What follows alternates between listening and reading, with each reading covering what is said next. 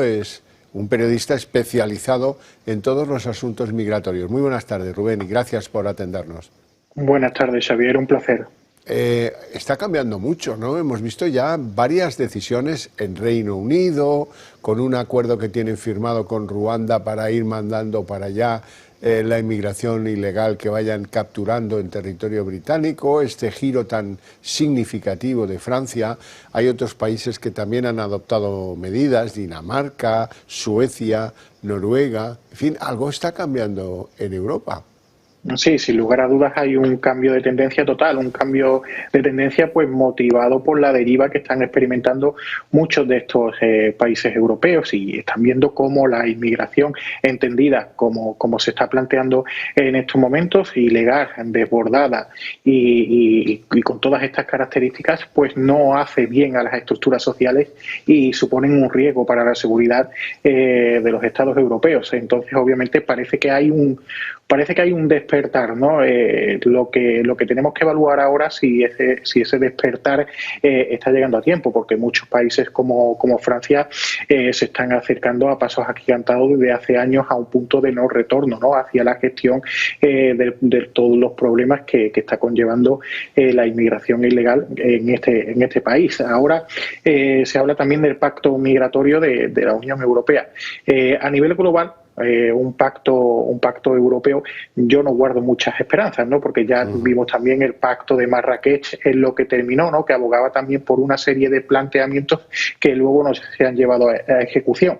Yo me muestro un tanto escéptico, aunque sí que el pacto migratorio de la Unión Europea pues da avisos, ¿no? de ese cambio de tendencia, y plantea el fortalecimiento de muchas medidas que pueden garantizar un poco de orden, ¿no? en todo esto de la inmigración. Luego están las decisiones soberanas, las decisiones de muchos de estos estados europeos, ¿no? La decisión que ha tomado recientemente Francia, las decisiones por las que ha optado Suecia a la hora de controlar la delincuencia en las principales ciudades del país, las decisiones de Reino Unido.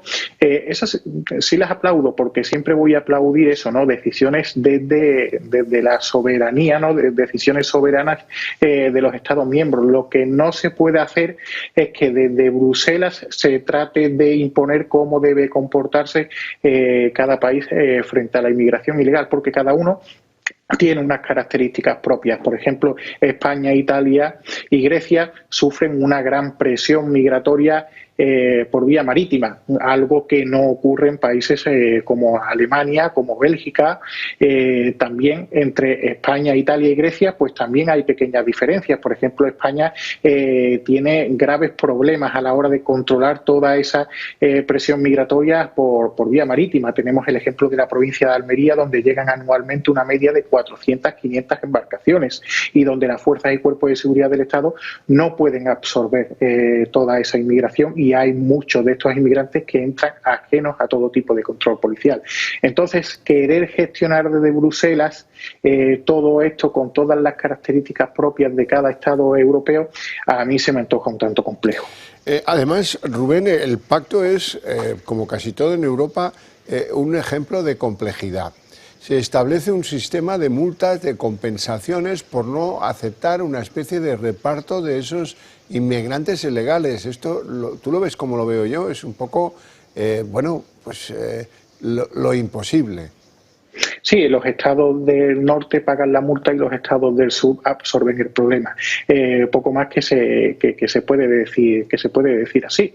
Ya empieza mal, porque si al final se trata de imponer unas cuotas de reparto, sobre todo para los estados que sufren esa gran presión migratoria por vía marítima, como Grecia, España o Italia, y luego hay países que pueden permitirse el lujo de no aceptar esas cuotas de reparto bajo el pago de una indemnización económica, entonces ¿a qué estamos jugando? Es un poco una contradicción, ¿no? Poner la solidaridad sobre la mesa y luego bajo una cuantía económica podemos dejar de ser solidarios. Entonces hay algunos fallos de este tipo. También se contempla llevar a cabo, acometer lo que son las solicitudes de asilo con una mayor efectividad. Para lograr una mayor efectividad en las solicitudes de asilo en países como España hay que hacer un cribado previo a esa solicitud, porque en estos momentos nos encontramos con que casi todos los inmigrantes ilegales que están llegando a territorio español están teniendo acceso a esa solicitud, y entonces hay un atasco burocrático en estos momentos en la Oficina de Asilo y Refugio Española que está llevando a que esta solicitud tarden en resolverse en torno a medio año y un año ya en muchos casos. Entonces, hablar de efectividad en esas solicitudes cuando la gran cantidad de inmigrantes ilegales que están ingresando en territorio español en estos momentos no lo permite, yo creo que primero hay que empezar por trabajar un poco en origen, y cuando logremos controlar el problema en esos países emisores de la inmigración ilegal a través de diversos mecanismos de cooperación, pues entonces ya no tratar de poner ese orden interno. Rubén, ¿cómo ha sido el año en términos de inmigración ilegal? El otro día el Ministerio enseñaba unos datos conforme los cuales se habían expulsado en 2023 más de 6.000 inmigrantes ilegales. ¿Eso cómo lo ves? Bueno, eso al final es un 10%, ¿no?, de toda la inmigración ilegal que ha accedido a España. En estos momentos se ha superado la barrera de los 54.000, de los 38.000 en el archipiélago canario. Se acerca Andalucía a los 10.000. Es decir, ahora mismo el año 2023, después del año 2018, es en el que mayor inmigración ilegal ha llegado a territorio español. El problema está muy lejos de solucionarse, y sacar pecho por acometer un 10% del total de la inmigración ilegal que ha accedido a territorio español, pues bueno, me parece un poco atrevido, por decirlo suavemente, ¿no? El problema ahora mismo está más presente que nunca.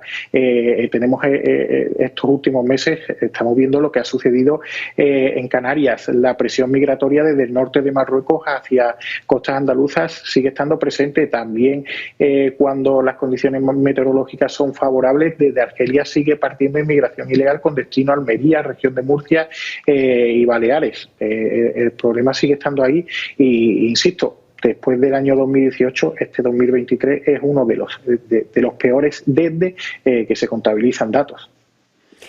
Sí, sí. Rubén Pulido, pues oye, muchas gracias por tus explicaciones, te deseo una feliz Navidad si no hablamos hasta entonces, y bueno, vamos a seguir vigilantes de todo esto, en lo que insisto, esto está pasando antes de las elecciones al Parlamento Europeo, que todos pronostican que van a ser un cambio copernicano de políticas, porque, en fin, lo de Úrsula se va a volver a su casa y va a haber un vuelco político. Los socialistas, si acaso, serán tercera fuerza, si acaso. Y desde luego las dos fuerzas conservadoras del Parlamento Europeo van a ganar y no a perder pues su papel. Probablemente pues la presidencia de la Comunidad esté en manos de alguien del Partido Popular Europeo, sino de los conservadores patrióticos, que es un grupo bastante pujante que, como hemos visto en las últimas elecciones en Holanda, en Alemania, en fin, están en alza esas ideas en el Parlamento Europeo. En fin, Rubén, muchísimas gracias, insisto, un placer.